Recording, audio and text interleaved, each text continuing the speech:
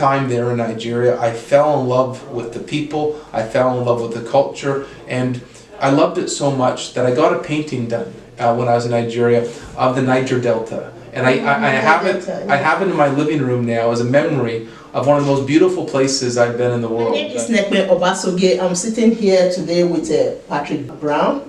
He is the former MP and MPP. Yes, I've had the honor to be in politics for 18 years. Before I was in politics, I was a lawyer. But I'm, former 3-term MP, former MPP, former leader of the opposition, former city councillor, and now running for mayor of Brampton. Okay. When you say MPP, MP, some people are confused. Yeah, so MP is at the federal level for the Government of Canada, MPP is at the provincial level for the province of Ontario. Oh, okay. So currently you are running for the mayor of Brampton. Yes. Brampton. Me and my wife live in the downtown of Brampton near Gage Park. My dad's been here for 40 years, and before I was an MP, I practiced law in Brampton. So I love this community. I want to grow old in Brampton, and excited for this new challenge. Okay. So what do you have to offer the people of Brampton if you become the mayor? Well, we're going to get Brampton back on track. Right now, taxes are higher than Toronto. Traffic is a mess. The 410 is a parking lot. We don't have fast, regular GO trains. Further, crime is going through the roof. We need to make sure Brampton's a safe community. So I'm going to work day in and day out to make sure Brampton's back on track.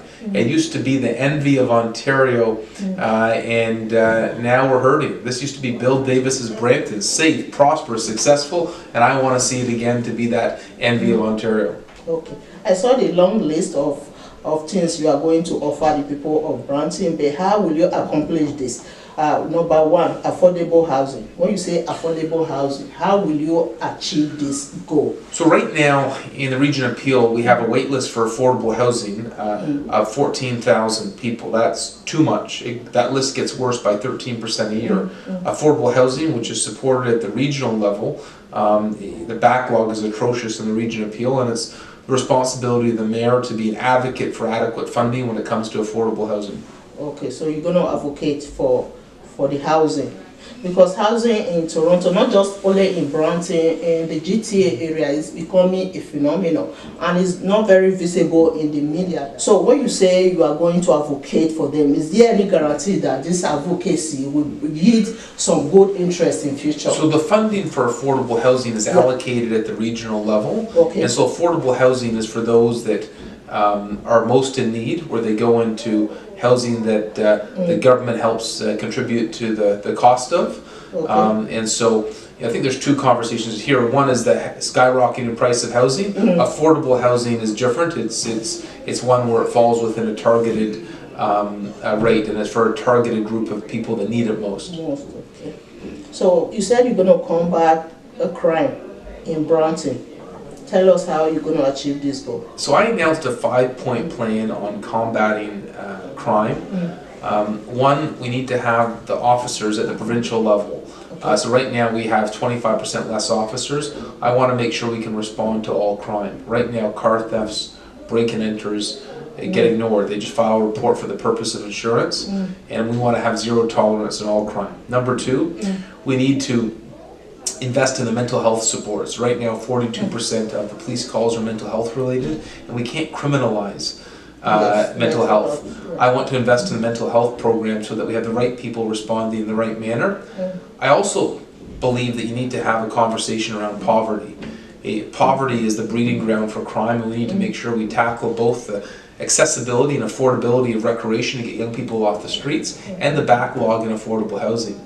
And lastly, I think the mayor needs to have a collegial relationship with the chief of police. The fact that they're not on talking terms right now is dysfunctional. You need to get everyone rowing in the same direction. You promised to offer the Black African Caribbean community. Tell us, elaborate on your So for the first time ever, I actually put forward a platform for the Afro-Caribbean community. A full platform signed with my name to it. Really? And this platform is about real, tangible solutions for the community. Right now, if you look at City Hall, it doesn't reflect the community. Look at the mayor's office. Not a single member of the community in the mayor's office. And That's not the city. This is not Brampton of the 1960s. So it's not representing the diversity Yeah. in Brampton. That's what you meant by your... Yeah, so there's a 10-point commitment. And by the way, this platform was built with the community. We went around the community. My Director of Operations, Francis Waldinger, my Honorary Chair, Garnet Manning, we went around the community speaking, talking, engaging, and we got some great ideas. Okay. These are all ideas that came from the community. You said that ensuring the mayor's office staff reflects the cultural mosaic of the city. Only the mayor office? So the mayor can control the mayor's office, but I also want to go further. I want the interview panels of the city, the panels that hire new people to reflect the cultural mosaic. Exactly. I want the boards of the city to represent the cultural mosaic. I want the city itself, the staff of the city, to reflect the cultural mosaic. And right now, the fact that the mayor of Brampton doesn't have a single member of the community in her office is an embarrassment. Not because there's not talented people in the community, there is incredibly talented people in the community. I also want to add something in. I know a lot of people that watch your show come from the Nigerian community. I'm very proud of my friendship with the Nigerian community. Let me tell you how it all developed. And people say, Patrick, why do you go to so many Nigerian Canadian events? I've never seen you in any of our events before. Yeah. Every Nigerian church in Brampton, every event I can come to, I go to. You know what it all started with? Yeah, tell me. It started with in 2006. In 2006, the government of Canada was asking for a volunteer, and I was a young MP, and they wanted a volunteer. Yeah, I don't look young anymore, but I was at the time. But you still look young. Well, they wanted a volunteer to go to Nigeria. Because they were going to host the Commonwealth in Nigeria in 2007. And so they said, which MP will go? And no one else put their hand up, but I put my hand up and I said, I'd love to go to help. You went to Nigeria? So I went to Nigeria, I went to Lagos and Abuja and helped set up the Commonwealth in Nigeria. And I have to say, spending time there in Nigeria, I fell in love with the people, I fell in love with the culture, and I loved it so much that I got a painting done when I was in Nigeria of the Niger Delta. And I have it in my living room now as a memory of one of the most beautiful places I've been in the world. I didn't get a chance to go to the Niger Delta. I only got to go to Lagos and Abuja, but the painting for me is a reminder of where I want to go one day. You went there with who? With the government of Canada. I was the Canadian representative at the Commonwealth. Oh, okay, yeah. Are you planning to visit Nigeria? I'd love to. I would love to go again. Well, these days I'm so busy with trying to get Brampton back on track, but I do want to go back one day. I fell in love with it. Okay. So what else do you want to offer the people of Brampton? Let me talk about my 10-point commitment. Okay. Well, Number one, reflect the community. Ensuring the mayor's office staff reflects the cultural mosaic of the city. Okay. 2, create the first ever Black African Caribbean Canadian Mayors Advisory Council. Okay. 3, equality of opportunity. Ensure hiring practice give all candidates a fair chance to be hired. The panels interviewing and selecting applicants must reflect the cultural makeup of our city, and jobs at City Hall will be shared with the community through the Advisory Council. 4, engage a dedicated staff position in the Mayor's office who will focus on outreach, engagement, and ensuring the Mayor's office is accessible to community members.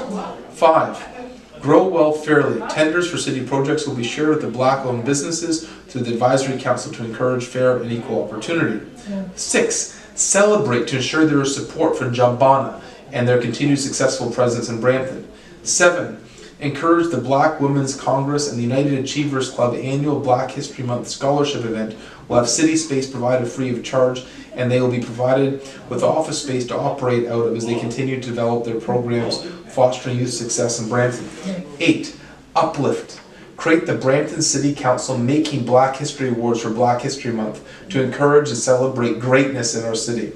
9, act at the recommendation of the Black Community Action Network appeal. We will review and where needed develop education programs and other tools to address issues of anti-Black racism, inclusion, and equality in the city of Brampton workplaces. 10, build. We will work alongside small and large community organizations to ensure they have the space and support to continue to serve the community with a special focus on Black, African, Caribbean, Canadian youth employment opportunities, seniors issues, mental health resources, and business supports. Okay, do you mean all these goals? Presently, the current mayor is not offering this for the community. Zero. Really? And so this is a real contrast, and I'd say one of the things I'm really proud of in the campaign is 120 Afro-Caribbean leaders endorsed my campaign. 120 leaders, and the fact that Garnet Manning is, who made a history in our community, very successful Jamaican Canadian, is now, who was recently on City Council, is the honorary chair of my campaign. It means a lot. Okay. When Linda Jeffrey became the mayor of Brampton, she got rid of praying in the City Hall. Are you planning to restore it? So the fact that the first thing Linda Jeffrey did was get rid of the Lord's Prayer, you wonder why the city's on a bad path. I feel like there's this mentality at City Hall that is anti-faith. Let me say, a prayer before council is a beautiful thing. To have blessings from different denominations is a beautiful thing. And just like I say Happy Hanukkah or Blessed Ramadan or Happy Happy Diwali, we should be allowed to say Merry Christmas. And sometimes I feel there's political correctness that tramples the rights of Christians, and I should be able to say Merry Christmas. I should be able to say a prayer to have good blessings, and I feel the attitude right now at City Hall almost tramples the rights of faith communities. What do you think triggers her to eradicate praying in the City Hall? There must be something. There must be a justification. I think sometimes we allow political correctness to trample the rights of the majority. Okay. So that is why she get rid of praying in the City Hall. Many reasons why the mayor has very little support in faith communities. When I go to churches around the city, the mayor has very little support.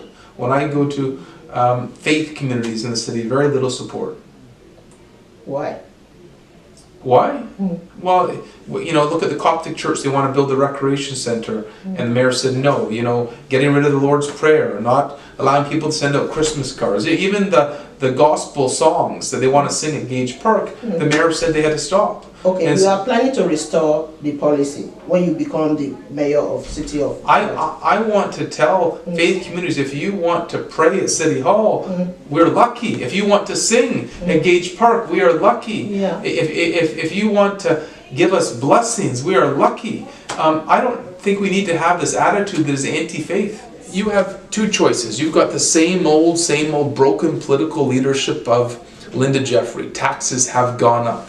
Traffic is a mess. Crime's going through the roof and we don't have jobs.